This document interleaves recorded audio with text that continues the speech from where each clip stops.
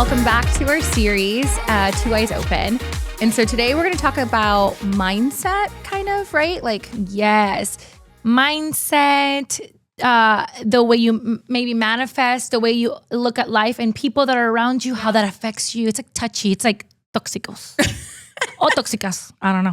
and I mean, also like we can say this too, but like faith and like having, Well, you that, know, that like, could be like that's your mechanism of coping. coping and all this stuff. But I feel like we talked about, you know, like who we were. We talked about like motherhood, Yes. but I think a big portion of us too, right? Because this is like getting to know us series is just a little bit about like our brain, like the way it works. How we see everything that we do, everything that happens to us.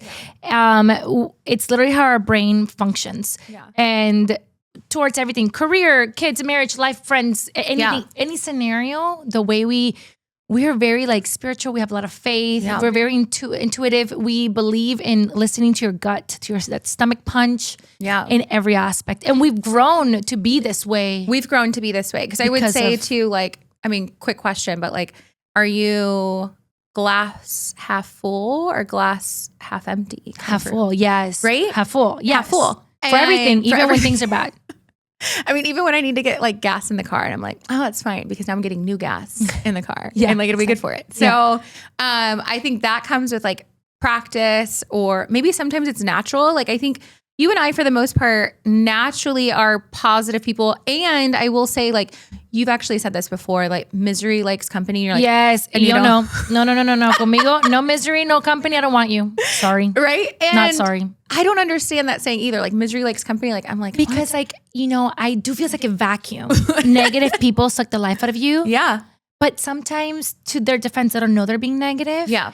And so you can join them because they like company, or sometimes you can just be like, but we just like disagree with it. I think we are positive, and that's why we like grew towards each other too, because like we've had some people be negative around us and we're just like, no, thank you. And like you start to kind of get away from them little by little.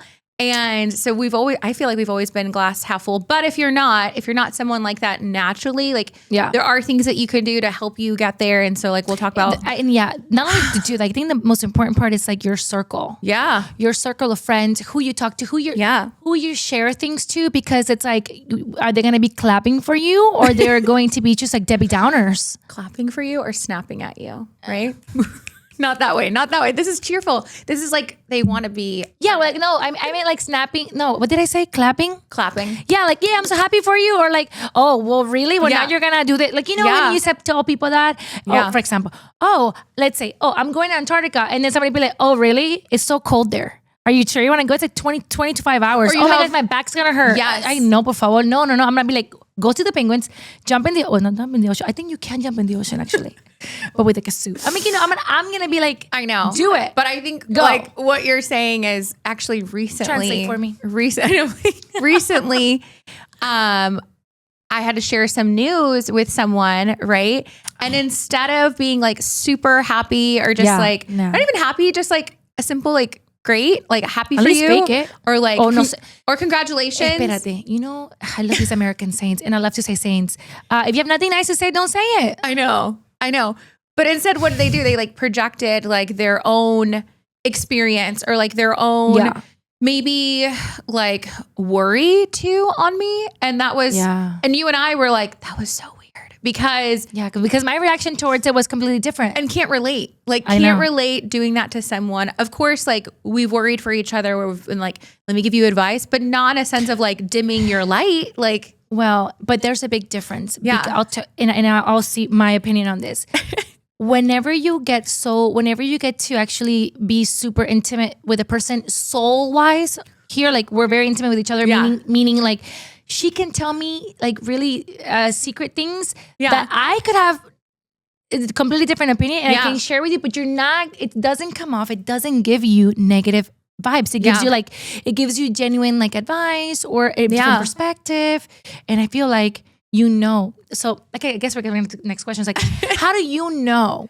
What are your habits? What do you do to pick up on the person telling you something, but you can take it from me as positive, or the same person can say the same thing I said and take it negative. How and why? Like tone, body language for sure. Like that's like surface level, right? But I would say like, you said like, how do I pick up on it? I'm actually not very good about it. And you are. I know. Like Natalie is so good that sometimes I'm like, bruja, bruja, bruja. I'm like, why did you say that? Like, I know. You're really good about like reading people, and not even just in that sense, but just having this like intuition, this like gut feeling, or just even like, I don't know. I'm so confident in this part of my life. I'm telling you, like even my husband, is like, don't tell me anything, because he doesn't want to hear my truth, because I'm going to alter his perspective. Because again, he's very open-minded. He's gray and I'm very black and white. And in our friendship, Brittany is a lot, I wouldn't say nicer. She's definitely more open and kind, and she shares and expresses. And you've grown to be a little bit more like reserved, for sure.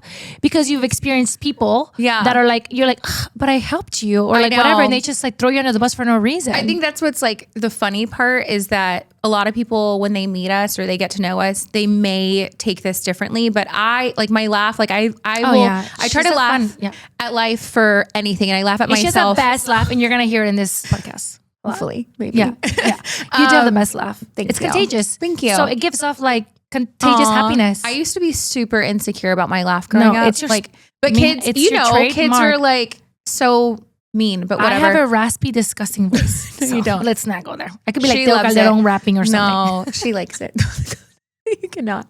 But okay, wait, what? Brain fog. Your personality is like, friendly. Yeah. I mean, you can come off as friendly, or like, and I think too with work, like as we've grown, like careers wise, definitely shape people too. But like I was in front of people a lot for work. So I feel like I had to like naturally be engaging, or like naturally make people feel comfortable at first. But I'm a little bit more reserved in the sense of like, not just like not being a risk taker, but like more like cautious in that sense, where I feel like you come across maybe sometimes like standoffish, or cold, or these are words that people have told me, or blunt, right? Or like those things. But the funny thing is like you then have like the biggest heart, and like you like care the most, and like genuinely love people all the way, and like root for people all the way. Yep. Like you either don't root for them or you really root for them. No, and if I don't root for them, it's because I genuinely do not care for them. Or no, they did something. They did something.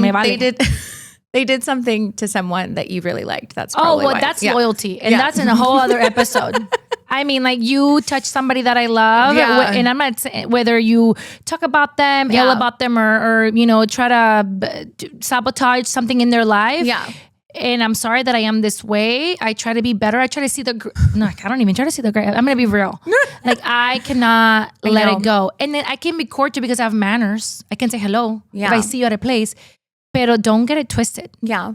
I know that who you really are, because I feel like if you have the energy to, treat a certain person or talk behind their back, a person that's nice to you, no, I mean, what can you do to me? Yeah. I think you're really good about like almost just knowing, I guess. Like for me, I feel like I'm a little bit more gullible in the sense of like, I want to see like the good in everyone. And I think 100,000. And you're a little bit more cautious with like who you let in or out or kind of thing. And then what's crazy about me, because this happens to us all the time, like we'll leave a place, like a party or dinner, whatever. I don't know. A place with a lot of people, right? And Brittany's like, oh my gosh, XYZ was so nice and like adorable. And I was nice to XYZ the whole time because I have manners. You have manners. I have manners. Yeah. I'm like, no, she's fake. She's a liar. Or he or she, whatever. It could be a dog or a cat. I don't even know. And then she'd be like, I didn't see that. I didn't pick up on it. And then the bruja part comes in because it's like later on. You were right or something happened. And I'm like, yeah. And I think, that's like one part of it, right? So like we talk about like people knowing them and like your mindset, and sometimes like your mindset comes from people around you, right? Mm-hmm. Like comes from my family. That's where I learned to survive. I mean, my first my first experience with like being careful with people was that my own maternal family was they're vicious people. Except my mother, my mother, and obviously my siblings. You know, if I go back, you know, aunts, uncles, and grandparents. I know. You got to be careful what you say. They're always like looking to switch it. And so I grew up around like being careful with people. But like, what did you do? I guess this is like a really good way to like the next part, right? Because that's people around you and things like that, which I think maybe because of your childhood, you are aware and like a little bit more cautious of letting people in because people that are your family were so hurtful. And so, which you don't expect, right? You don't expect your family to be hurtful to you.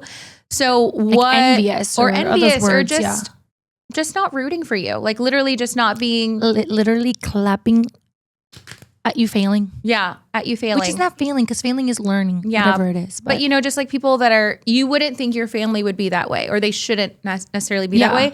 So what do you do to help combat that? Or like, what do you do to make sure that you don't stay in that space? In the space of being defensive, or... Yeah, being defensive, but also maybe like listening to the noise, like listening. Oh, I think what I do, I am, well, now that I'm 33, well, I guess that's my age, I am aware that friendship, like we met when we had nothing to offer. I know. We were in middle school, meaning like I couldn't hook you up with a job. Yeah. I couldn't hook you up with a free dinner. I couldn't do I mean, we were kids, right? Yeah. So now I'm aware, and I've learned that people are, not everybody, because we're happy people. I don't believe this, but I'm just defending myself. Yeah. I am aware that if I'm meeting people now, there's a chance, there's an opportunity they want from me. Yeah. Or something. So I just first, I don't give that much to begin with. Yeah. I'm not going to give you, like, you know, there's a saying, there's a saying in Spanish, que el alumno supera al maestro. Meaning like the student gets better than the teacher. Yeah. So as a teacher, I'm not going to teach you everything from the get-go. I want to see that you like me for me. Would you say then that's like half empty, or is that still being, or is that still being half full in the sense? No. That can be half empty, because guess what? When I meet people, I don't expect the best. Okay, so actually it's half empty, because guess what? You know how in this country it's like you're guilty until proven innocent? Yeah. Sometimes in my book, you're innocent until you're proven guilty. In my book, you're guilty. And see, I think until otherwise. Why I say that too is like, I think that's what makes like our friendship and like friendships in general so good, because you can have different opinions or like different viewpoints. But the fact that like we can talk about this, and I literally am laughing because it's like, whatever, it doesn't mean anything. No, and it's so crazy, because I have told her like, I don't like XYZ person. Yeah. And she doesn't care, in the sense of, I can tell her my advice, but you continue being friends with the person or whatever. And that's fine, because it doesn't affect you. You still make your executive decisions on your own. Exactly. And I'm like, I just don't vibe with her. I don't like her. And I say her all the time because we're females, but it could be anything. You know? It could be him, her, whatever. Or whatever. It could be anything, because there's the sofa, it could be anything. I'm like, I don't like the aroma. It could be the clothes you're wearing. I'm like, I don't really like. I'm like, I don't know. But I will say that it is so positive of you too, because I feel like, I feel like I have to protect my people. But you're so genuine and like authentic in the sense of, you know, you see what you see and you get what you get kind of thing. And I think that is so rare. Yeah. And thank you. Yeah, you're welcome. I love you. I love you too. We won't get emotional every single episode, I promise. I know. And and we're straight. I was gonna say we're not in love with each other. Yeah, we're not in love with each other. Our husbands are aware. But I do think it's like, I love that. I love that about our friendship, that literally we can talk about the same thing for hours or and we minutes, protect your energy at all costs. We can have like different viewpoints or whatever right now. And that's not to say that like in 5 years, I might be the opposite and you might be the other one. You might be the one that's like running, jumping, grabbing everyone and being like, oh my gosh, I love you. And then I'm going to be like, Natalie. Yeah, we can't do that. Like, it's fine. And we have to, and I think we use it in every aspect of life, because like we have to, for example, career wise, you've had experiences that are just like, obviously I don't know these people, but just off the bat, I'm like, what happened? I don't like this. I don't like this one. You know, okay, so we'll get like real. I think with being a female, because we're talking about like mindset, we're talking about maybe not listening to the noise, right? Or like people not being in your corner.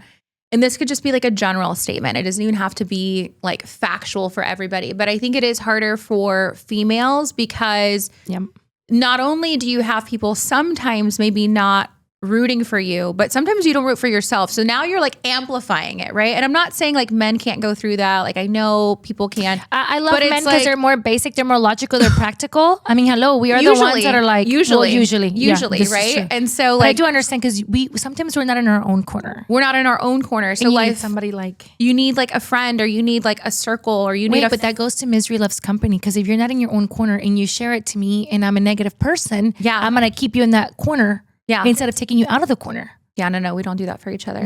No. There has actually been several moments, I would say, where you're like, snap out of it. You're like, snap out of it. Know who you are. Like, you know, this is who you are. This is what life is. And I'm like, oh, thank God. Thank God I have someone to be like, it's because I have this mentality and I don't know where it comes from. I can't say, I don't know where it comes from. Yeah. But I don't believe in like dwelling. Yeah. And but sometimes then I don't process any emotions at all, and I seem like I am just detached. Ay, Dios. Yes, it's all over my horoscope. It is my word. Actually, I want to make a shirt with it. Detached, because I can pull myself out, and like think logical, practical, and like no emotions, whatever. Yeah, and then I just come off so cold. Versus, I know you're more. So I think between us two, and I've always said this. I know you say I have a big heart, but I feel like you have a bigger heart because you do believe in like opportunity and second chances. Yeah. And sometimes you don't believe in second chances, but that's okay. No, I don't. I mean, I'm going to be honest. Am I happy-go-lucky Mother Teresa going around like, no, I mean, if you, because you want to know why? Because I know my worth. If I give you my friendship, it's so freaking good. Yeah. You better enjoy it and don't ruin it. Because I will do nothing. I know. To ruin it. I tell Gustavo this all the time. Yeah. I was like, because, you know, he shares his experiences with his friends, whatever. I said, I would have to be burned alive to like do something that can hurt our friendship. Intentionally. Correct. Intentionally. Correct. Like, for example, because sometimes I can say things, Natalisms that are like, and I guess it's a thing now, that can come off hurtful and I have in the past, pero you tell me immediately. And I would be like, oh my, I repent. It's like, you know, I have to pray because I feel I know the meaning of guilt consumes me because that's not who I am to the person I love. Yeah. And I think that's really hard for some people that don't have that. Like we could literally like go on and on. I feel like write like love songs almost at this point to each other, right? Sorry. But it's so easy when you have that person, but like we both know people that don't have that and they don't have someone that can like just, I don't know, get them out of that fog or like get them out of the funk. So then what do you do? What do you do? So I'll tell you my experience is like, and I've always said this, that if the day I retire, I'm gonna be a public speaker for women, right? Yeah. For women that've been verbally abused, emotionally abused by their significant others or families. Like I truly enjoy that. And people do gravitate to me because I am so cold and I'm like I'm like snap out of it. You say what other people are thinking, but they don't want to say. They don't want to say because it comes off as cruel, but sometimes truth is little cruel. It's a little cruel. So if somebody's coming at me, like, I'll give an example. I'm not gonna say names. Like, oh, you know, married. And he's like, oh, he does it, and I'm not towards divorce whatsoever. I will always say, work it out. Yeah, and you know, work it out as much as you can, unless it's violence. Work it out. But I'm just like, they'll come to me for me to give them advice, and my only advice is, but I always say, it's look at yourself in the mirror. Yeah, life is short. Love yourself. Yeah. How long are you willing to be unhappy? Because I'll tell you what, some people can be unhappy for a year and then they quit. Yeah. Right? Whatever, jobs, marriages, friendships. Yeah. I mean, the only thing you can't quit is your kids. But other than that, you can quit everything else. Yeah. And I'm like, how long are you willing to suffer for? Sacrifice. Because unhappy times, what we spoke in the last episode. Yeah. My pit was that I looked at myself and I wasted time being unhappy with my body. Yeah. So I'm like, how much time are you willing to be unhappy? I think it, like what you're saying is like self-love, which sometimes like you're like, amate, right? Like I see, respétate, quiérete. That is so me. And it's like, it's so funny, but it's so true. And like, again, like you can say it now because you believe it and you see it. I believe it 100%. I believe I'm a good friend. Like, but think about whenever you just said like your pit was like that you didn't love yourself. So like you're saying it from experience of like, man, I wish I would have. But some people, I wish I would have. And I didn't even say it to anybody that wasn't happy with my body. Not even to you. I said it later. Once you said it to me later. Later when I acknowledged, like, I was like, dang, I was just so bad to myself. I mean, like intrusive thoughts. Yeah. Not like that bad, but it just was like, estoy fea, like I'm fat. All the things. Yeah. I'm ugly. And I'm like, ugh. Well, I mean, I think we'll get to like intrusive thoughts too, because that's something that I can share on for sure. But I think like to help those people that, again, don't have friends, maybe don't have family or someone that they can like open up to, maybe a therapist or whatever, but a positive person to open up to. To open up to. But like it really, and as cliche as it sounds, it really starts from within. And I think it's easier now for us that we're older. I don't think it was easier when we were younger for sure. No. But it's like peace of knowing, like I always say, like, and I have that little tattoo of like Providence, but like believing and knowing that life is going to be good to you. Like there's a good plan for you. Then that's what can help you be happy. And that's what can help you like look at it as half full and recognize what half empty looks like. Yeah. So, and I think, you know what? And I'm going to say this because I feel like maybe a lot of people don't have positive people that will give them half full energy. Yeah. If you have any like comments or things like that or stories, share with us and we can give you a perspective. Yeah, I'd love that. And like cold, cruel Natalie perspective. Like leave him. Yeah. Sometimes there has to be those like take a trip. I'll be crying on my way to Hawaii, but I'll be crying to Hawaii and you're gonna be in Houston. Just saying. Me vale. I know. I think like you need someone like that. Like you need that. And if you don't have that, like again, send it in. But if not, find it in yourself. Like what would be a habit that you recommend them doing so they can start finding yourself that half full, that half full self? Because we can all be half empties all the time. There has to be something about yourself that is unique. Like recognize it. Yeah. And like write down what makes that so great and then like run from it. Right. So like if I now love my laugh, I think it is like unique and you can spot me in a room.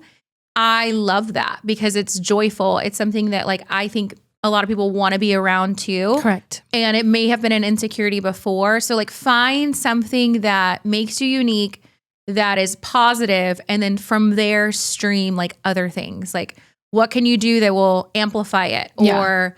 And for me, it's surrounding myself literally with good people and like good times. I think that's the number one key. Even if that's, and this is real, like even if that's your pet, like if your pet gives you that serenity and like that happiness, be around your pet. Be around your pet. You know, I mean, literally. I'm being like super extreme, like, whatever, but it's true. It's true. If you get home from work and it's like you're on toxic people. Hobbies. Hobbies. Yeah. Yes. Like pickleball. I was gonna say pickleball or like art, gym, painting, music, dancing. Oh yeah. So fun. Food. Oh, I love restaurants. Food. That's me. I love food. That's a good hobby. That's my hobby. That's a really good hobby. A nice restaurant and nice food would make whatever the person at work told your boss about you. Please, no, nothing that some octopus and some garlic sauce can't fix. I know. Such foodies. We're literally such foodies. It's so bad. It's a peak and a pit for sure. No, and you said something about like intrusive thoughts, and it's probably for like a deeper episode for sure. Yeah. But I remember having an intrusive thought, and like we'll talk about like work stuff or whatever you want to say, but like, we've talked about family, we've talked about friends, but like what if the place that you're at that you need to work for, right? Because you need to provide, you need to have a living and pay your bills, is maybe not the best place to be in. And it could be because of people there, or it could just be because it's not good for you, right? So I'm not saying it's like toxic because of people, even though sometimes, it can be, but maybe it's just toxic because of the schedule itself or the demands of the job or whatever it is toxic. Like I remember having, and I told you, like this thought, I was overlooking this beautiful scenery, like something that I thought would be the highlight of my life. And it was a huge career like moment for you. It was like what you're working. We went to celebrate this moment. Because it's like, you know, and I hope everyone has friends like that. But like when you have a goal and you've been working at it for 10 plus years and you get to the goal that you literally don't even have a goal after the goal. You've already made it. It's like, this is it. This is like the moment. And to get there and feel like it means nothing. It literally means nothing. And to have a thought of like, my life would be so different if I didn't, like all these negative thoughts. Because all that you sacrificed during that time you get there. You know what? We need an episode about like this corporate living, corporate life, career how much we sacrifice to get there. For sure. And I think like, we can definitely go in and help people. Because I wish we would have had help, you know, at that time. No, because we grew up with parents that were like, you got to go to college, you got to work, and you got to work ethic. It was huge for our parents, huge for us. I mean, it's like, we're not going to, you know. But so we grew up that way. So the intrusive thoughts when you get there and you've sacrificed all this time, because this is what your upbringing was. Is to get you're there. Like, ¿qué hice? Like, I gave my life away. Right? And then what's crazy is like, thank God I have Natalie. But we're here. But I had Natalie and I will never forget. I called you and I was like, I don't know what to do. Like, I don't know. I remember this call. What to do. And what did I tell you? And you were like, just leave. I said, pick up your shit. Yeah, you did. And I said it nicely. I said, get out. I said, what are you doing? Yeah. It's like, you don't deserve to be thinking that. Her work ethic was still there. So much that she was still doubting. Yeah. And I was like, look at yourself. This is it. I know. This is done. This is done. Done. I know. We're done with this. And I was like, if I was there, I'd drag you by your pelos.